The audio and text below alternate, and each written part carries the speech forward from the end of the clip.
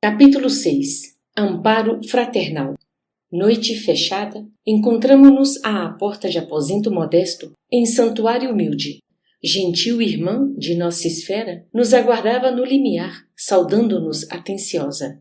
Avançou Calderaro, perguntando: E Cândida, como passa? Muito bem. Deve estar conosco, em definitivo, amanhã à noite. Irmã Cipriana recomendou-me vigiá-la para que o desenlace se realize placidamente. Creio que nossa desvelada amiga já poderia ter vindo. No entanto, ao que me parece, a filhinha, que deixará na crosta, reclama certas providências. Entramos. No leito, uma senhora prematuramente envelhecida aguardava a morte. Na fisionomia, os fenômenos de extinção do tônus vital eram visíveis. Cândida, a irmã que nos merecia tanto carinho, prendia-se ainda ao corpo através de fios muito frágeis.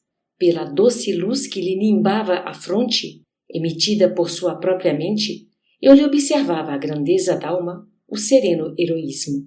Junto dela, uma jovem, de rosto pálido e corpo alquebrado, acariciava-lhe os cabelos grisalhos, enxugando de momento a momento as lágrimas em contínuo fluxo. O assistente indicou-me, explicando: é a filha, a despedir-se. Ouçamo-las. Cândida, amimando-a com dificuldade, falava comovida: Julieta, minha filha, tenha cuidado consigo. Você sabe que, provavelmente, não mais me levantarei. Receio deixá-la entregue aos embates do mundo sem mãos amigas. A moça trazia a garganta comprimida. O pranto copioso testemunhava-lhe a extrema angústia. A mãezinha, porém, refreando a custo a comoção, prosseguia generosa: meus filhos abandonaram-nos. Estamos sozinhas e precisamos pensar. Noto-a perturbada e mais aflita nestes últimos dias. Tenho a impressão de que o dinheiro não dá para as nossas despesas. Que estará acontecendo? Tenho sido tão pesada à sua juventude? Entretanto, permaneço confiante em Jesus. Diariamente rogo ao Senhor: não nos desampare. Temo que seu destino se desvie do caminho reto por minha causa. De outras vezes, filhinha, receio que você acabe enlouquecendo. E, depois de ligeira pausa, em que apertou mais carinhosamente a destra da mocinha, que não aparentava mais de 20 anos, a enferma continuou: ouça, você não ignora que nos últimos meses a despesa tem sido enorme. As intervenções que sofri foram melindrosas e longas. As contas são gigantescas. E o dinheiro? Tranquilize-me, querida. A moça enxugou as lágrimas abundantes e informou: não se aflija, mamãe. Temos o necessário. Estou trabalhando, mas a costura rende tão pouco, acentuou a enferma em tom desalentado. Oh, não se veste tanto. Além dos nossos recursos naturais, tomei pequeno empréstimo. Dentro de alguns meses, tudo retomará o ritmo normal. Permita-o Deus. Fim do intervalo mais longo, indagou a doente: onde está Paulino? A filha ruborizou-se e respondeu, acanhada: não sei, mamãe. Não se vêem há muito? Não, tornou a moça tímida. Desejaria vê-lo. Temo partir de um momento para o outro, e não vejo pessoa a quem solicitar assistência para a sua mocidade. Que será de você, sozinha, ao sabor das circunstâncias? O mundo está referto de homens maus que espreitam o ensejo de flagiciar. Nesse instante, dos olhos lúcidos de Cândida, escaparam algumas lágrimas que me abrasaram o coração. Se eu morrer, minha filha, prosseguiu com tocante acento, não se deixe arrastar pelas tentações. Procure recursos no trabalho digno. Não se impressione com as promessas de vida fácil. Você sabe que minha viuvez nos deparou dificuldades angustiosas. Seu pai, contudo, nos deixou uma pobreza honesta e cheia de bênçãos. Em verdade, seus irmãos, fascinados pelo ganho material, relegaram-nos ao abandono, ao esquecimento, mas nunca me arrependi da humildade e do trabalho. Cedo perdi a saúde e, muito breve, os desenganos me lancinaram o coração. Todavia, neste grabato de silêncio e de dor, a paz é a coroa de minha alma, e reconheço que não há fortuna maior que a consciência tranquila. Sabe o Senhor os motivos de nossos sofrimentos e privações, e só nos cabem razões para louvá-lo. De tudo quanto padeci, remanesce-me um tesouro. Seu devotamento, minha filha, seu carinho enriquece-me. Morrerei feliz, sabendo que um coração de filha me lembrará na terra com as preces do amor que nunca morre. Entretanto, Julieta, não desejo que você seja boa e dócil tão somente para comigo. Obedeça igualmente a Deus. Consagre-lhe amor e confiança. Ele é nosso Pai de infinita bondade e de nós pede apenas um coração singelo e uma vida pura. Conforme-se, filhinha, com os desígnios divinos no turbilhão das provas humanas e não descoroçoe. Oh, mamãe, não prossiga, soluçou a jovem desabafando-se. Não prossiga. Estaremos sempre juntas. A senhora não morrerá. Viveremos uma para a outra. Jamais nos separaremos. Acalme-se. Não quero vê-la aflita. Tudo passará. O médico prometeu-me iniciar tratamento mais enérgico. Tenhamos fé. Cândida esboçou triste sorriso, acariciou as mãos da jovem e falou: Obrigada, minha filha. Estou calma e feliz. Olhou, em seguida, os ponteiros do relógio próximo e acrescentou: Vá, sossegada. O horário de nossa palestra terminou. Beijaram-se comovidamente. E Julieta, após carinhoso adeus, afastou-se. Sigamo-la, disse Calderaro atento. Devemos assisti-la com recursos magnéticos. Tenho instruções de Cipriana a respeito. Em caminho, o instrutor esclareceu-me a história da agonizante. Enviuvara Cândida muito moça, com 3 filhos, 2 rapazes e Julieta, cuja educação lhe impusera a amarga renúncia dos bens da vida. Lutara, trabalhara e sofrera com resignação e coragem. Os filhos varões, a quem revoltava a pobreza do lar materno, abandonaram-na, buscando centros distantes por atender a impulsos menos edificantes da mocidade. Perseverou a viúva na existência singela consagrada à preparação do futuro da filha. Iniciou-a nos trabalhos de agulha, em que a menina se revelou de pronto excelente profissional, mas, depois de alguns anos de provações mais rudes, a nobre genitora caiu, extenuada. Hospitalizada, sofreu diversas intervenções no campo orgânico, sem resultados apreciáveis. Tão aflitiva se lhe tornou a situação que o recolhimento à casa de saúde já se alongava por 10 arrastados meses. A princípio, por si só, Julieta conseguiu satisfazer as exigências financeiras. Com o escoar do tempo, viveu, porém, a pobrezinha, duelo tremendo entre a necessidade e o esgotamento. Exaustas as possibilidades de que dispunha, recorreu a parentes que se esquivaram, cautelosos. Apelou para amigos que se mostraram indiferentes. As despesas, no entanto, cresciam sempre, implacáveis. A costura não lhe oferecia a compensação necessária. Visitava a mãezinha diariamente, ao crepúsculo, pondo-se a par da situação cada vez mais grave. Louca de angústia, bateu a todas as portas e todas as portas permaneceram seladas. Incapaz de perscrutar aquela situação em toda a sua profundeza com a genitora, que naturalmente não lhe desejava o sacrifício, cedeu Julieta a insidioso convite. Passou a valer-se da noite, a fim de trabalhar numa casa de diversões, com o intuito exclusivo de agenciar mais dinheiro, cantaria e dançaria, melhorando a receita. Desde então, passou a representar o papel de uma ovelha assediada por feras e, por mais que resistisse às solicitações dos sentidos, em dada circunstância não logrou furtar-se ao império das sensações. Atraída pelas propostas de um homem, aquele mesmo Paulino a quem a mãe se referira, não teve forças para resistir. Aceitou-lhe a proteção prematura, abandonou a máquina de costura e mudou-se do modesto quarto em que penosamente vivia. Fixou-se então no centro de diversões noturnas e, se comparecia a outros lugares, era sempre acompanhada por ele, interessado em tirar-lhe proveito da mocidade e beleza, qual cavalheiro vaidoso a ostentar uma joia. Julieta, no entanto, ocultava a realidade aos olhos maternos. Vestia-se com singeleza para a visita diária e, quando se fez acompanhar de Paulino pela primeira vez no hospital, apresentou-o à Cândida na qualidade de simples amigo. As aflições sucessivas da menina alteraram-lhe, porém, a saúde. Achava-se extenuada, doente. Recordando os exemplos maternos, experimentava atrozes perturbações conscienciais. Os prazeres fáceis não lhe amainavam o coração sensível e afetuoso. O dinheiro abundante não lograva atenuar-lhe o desalento. A maneira que conquistava alheia admiração para os dotes físicos parecia perder a paz de si mesma. Presa de incoercível abatimento, passava os dias e as noites sob os fortes atritos da própria razão. Por que não persistira na vida modesta até o fim? Como não se confessara à mãezinha, obtendo-lhe a precisa orientação? Por outro lado, sentia-se desculpada. Precisava da cooperação financeira de Paulino para socorrer aquela que lhe dera o ser.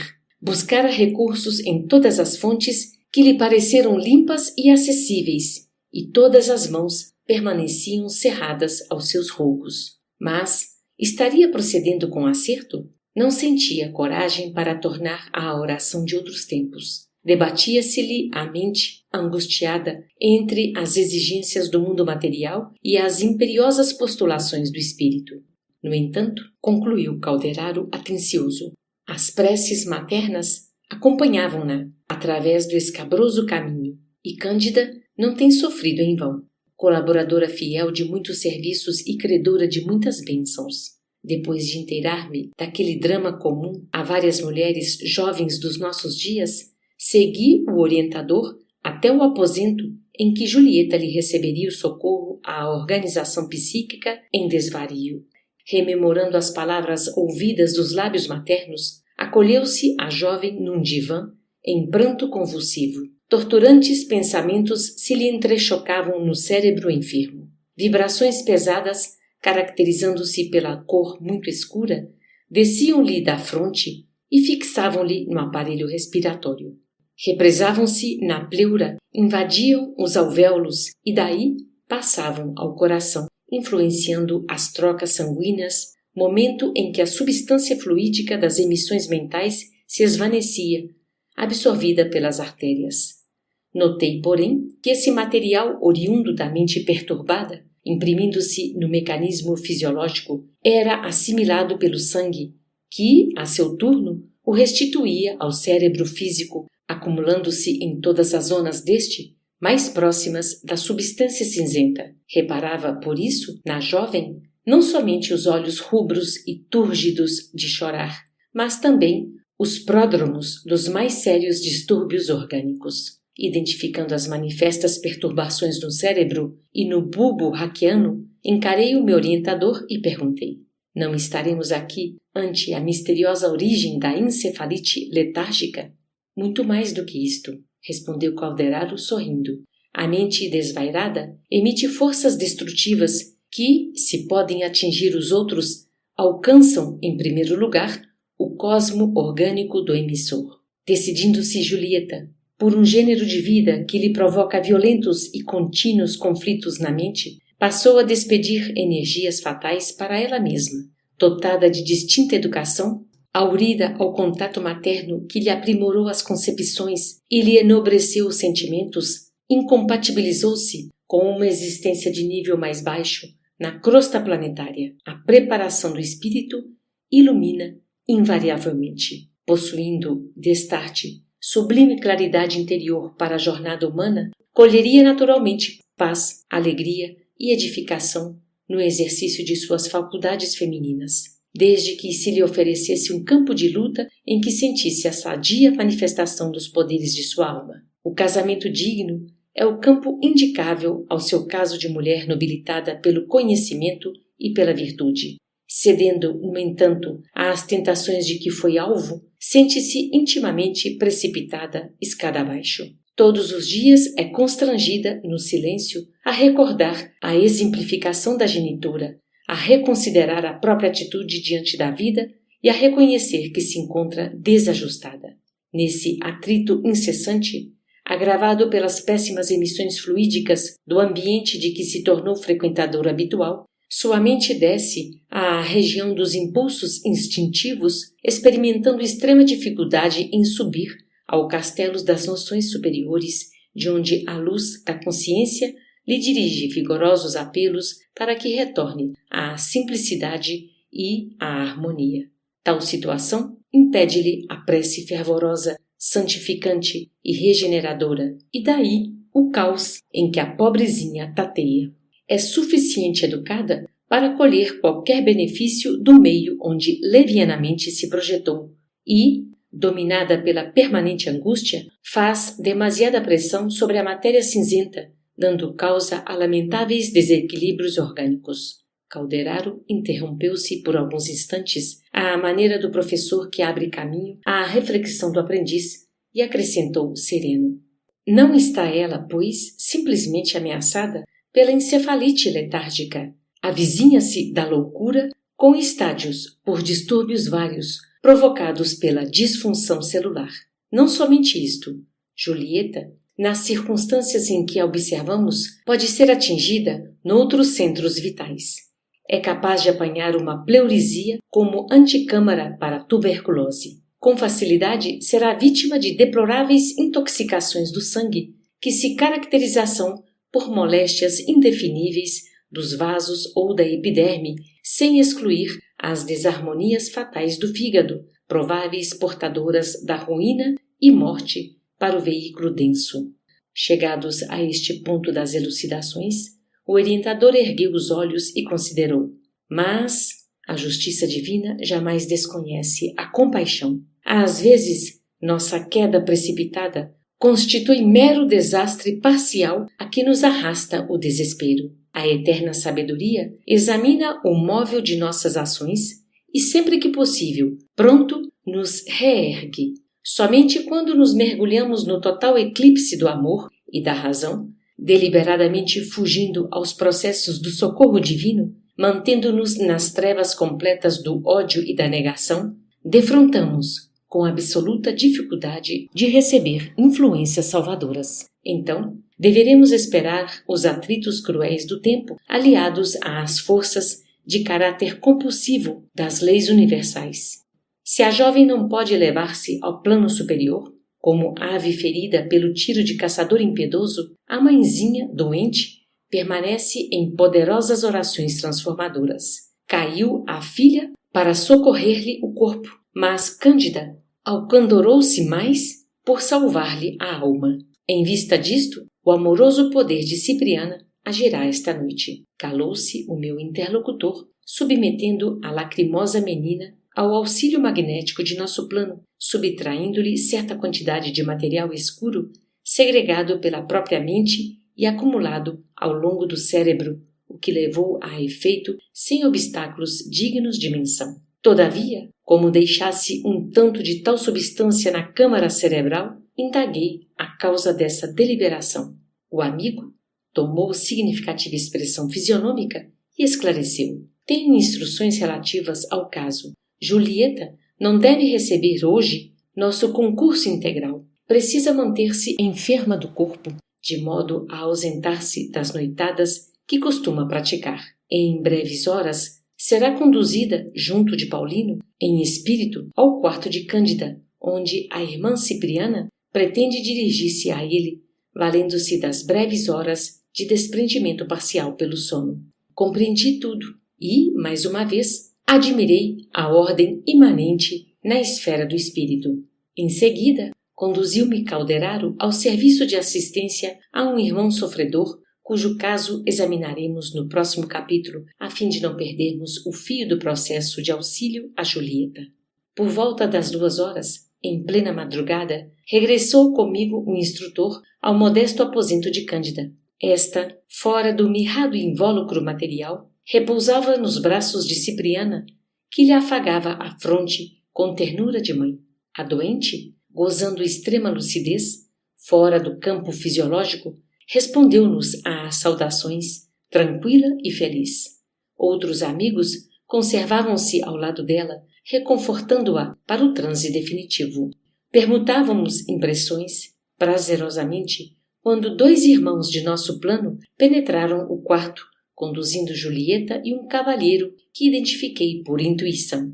Confirmou Calderaro, esclarecendo: é Paulino, que vem ouvir-nos. Diante de Cipriana, que sustentava a enferma nos braços carinhosos, ajoelharam-se ambos instintivamente, chorando, comovidos. Ajudados pela assistência magnética dos mensageiros que os traziam até nós, contemplavam-nos a todos sob forte admiração, relevando, porém, notar que a luz de nossa benemérita instrutora lhes reclamava atenção maior. Sentiam-se humilhados e aflitos. Reconheciam ali a presença de alguma coisa do poder celestial. Mantinham-se confundidos e em lágrimas, quando Cipriana se dirigiu ao moço de maneira particular. Paulino, falo-te em nome da divina justiça. Que o Senhor te abençoe, a fim de que me ouças com os ouvidos da razão. Escuta, não supões Julieta digna de teu braço vigoroso e trabalhador para a jornada terrestre? Que fazes da mocidade? Uma simples aventura dos sentidos? Não interpretas a experiência humana como estrada preparatória da eternidade? Que juízo fazes da vida e dos seus sublimes dons?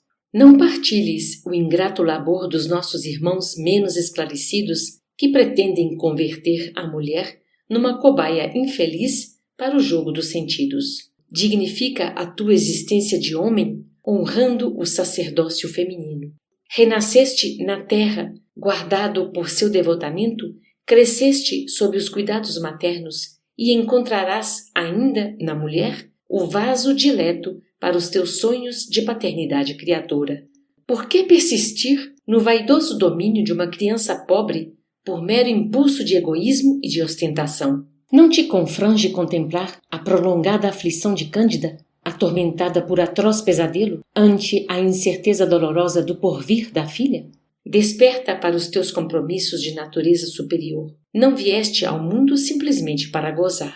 A existência terrestre, meu amigo, é abençoado colégio de iluminação renovadora. Que motivos te impelem a um condenável procedimento? És bom e útil, inteligente e nobre. Por que te furtas à responsabilidade santificante? Nesse momento, Paulino, que chorava sob insopitável comoção, não falou, mas emitiu pensamentos que se fizeram claros para nós. Não hesitaria quanto ao casamento, ponderava, raciocinando. Todavia, encontrara Julieta fora do santuário doméstico. Conhecera num círculo de pessoas menos responsáveis, em clima de sugestões que não convidavam à elevação espiritual. Não seria prudente defender-se? Não lhe constituía obrigação organizar o matrimônio em bases mais sólidas? Aproximara-se da jovem num clube noturno, encontrara-a sem lar. A irmã Cipriana alcançou-lhe as ponderações, porque tornou firme após ligeira pausa. Perante o teu critério de homem de bem, as aflições de Julieta a tornam credora de maior amparo. A pobrezinha não procurou uma casa de entretenimentos menos dignos, alimentando segundas intenções.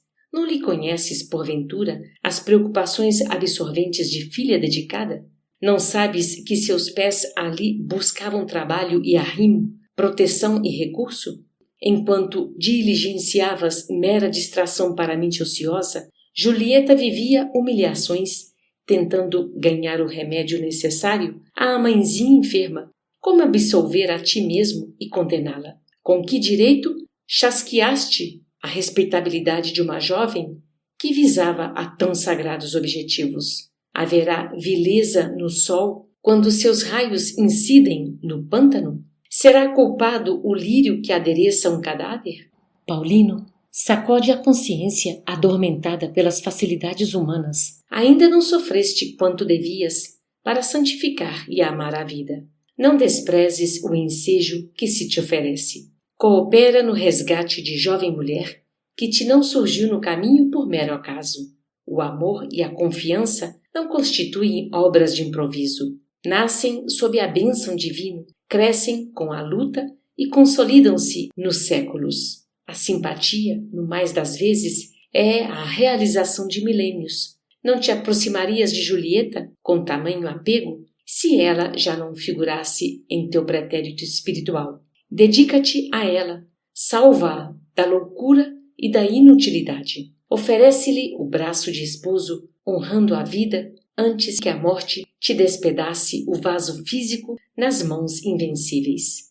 É mais nobre dar que receber, mais belo amar que ser amado, mais divino sacrificar-se que extorquir alheios sacrifícios.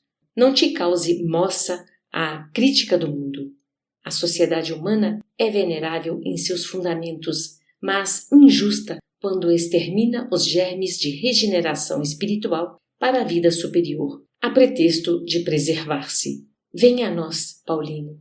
O Senhor abençoar-te-á o gesto digno. Amanhã, Cândida viverá as horas derradeiras da atual existência. Dá-lhe a paz, restitui-lhe o bem-estar, pelo muito que se mortificou para conservar a filha em posição respeitável. Não permitas que o amor se perverta em tua alma. Santifica-o com a responsabilidade, fortifica-o com os teus dotes naturais e a providência estará a teu lado por todo sempre. Calou-se a instrutora, mas de seu coração partiam raios de safirina luz, envolvendo o rapaz integralmente. O cavalheiro ergueu os olhos lacrimosos, contemplando-a, reconhecido, e declarou: recebo a vossa palavra como se fora a de minha Mãe Celestial. Fazei de mim o que vos aprouver. Estou pronto. Cipriana depositou Cândida no invólucro físico afetuosamente e dirigiu-se ao jovem par, acrescentando: que o Pai nos abençoe a todos. Julieta e Paulino foram reconduzidos ao aposento do qual tinham vindo e nós, de nossa parte, dilatamos a permanência no quarto da enferma em auxílio ao processo desencarnatório. Às 8 horas da manhã, Cipriana suprimiu-lhe a maior parte das forças. Chamado pela enfermeira vigilante, o médico prognosticou a morte próxima. Reclamada a presença da filha, compareceu a jovem depois do meio-dia, seguindo-se-lhe Paulino, visivelmente comovido.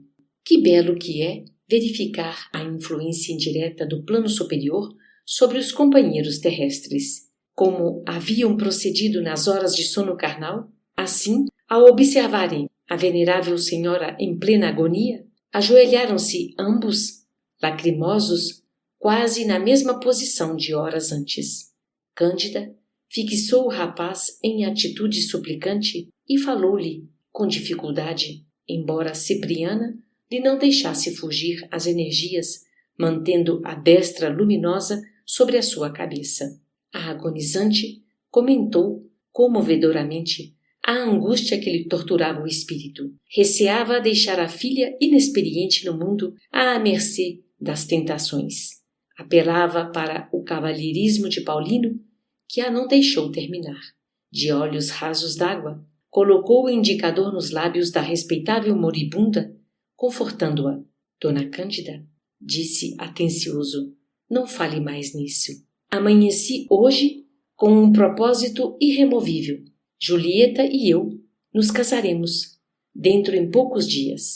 Amanhã mesmo iniciaremos o processo de legalização do nosso compromisso antes que qualquer circunstância interfira por empecer nossos desejos. Fique, pois, descansada. A partir de agora, sou também seu filho. A agonizante, chorando copiosamente, fez um sinal. Julieta aproximou-se enquanto Paulino colava o rosto aos seus cabelos prematuramente encanecidos. Foi então que Cândida, amparada por Cipriana, lhes uniu as mãos, num gesto simbólico, osculando-as enternecidamente. Foi seu derradeiro movimento no corpo exausto. Em breves minutos, as pálpebras físicas cerraram-se para sempre, enquanto os olhos espirituais se abririam entre nós para a contemplação dos trilhos refulgentes da eternidade.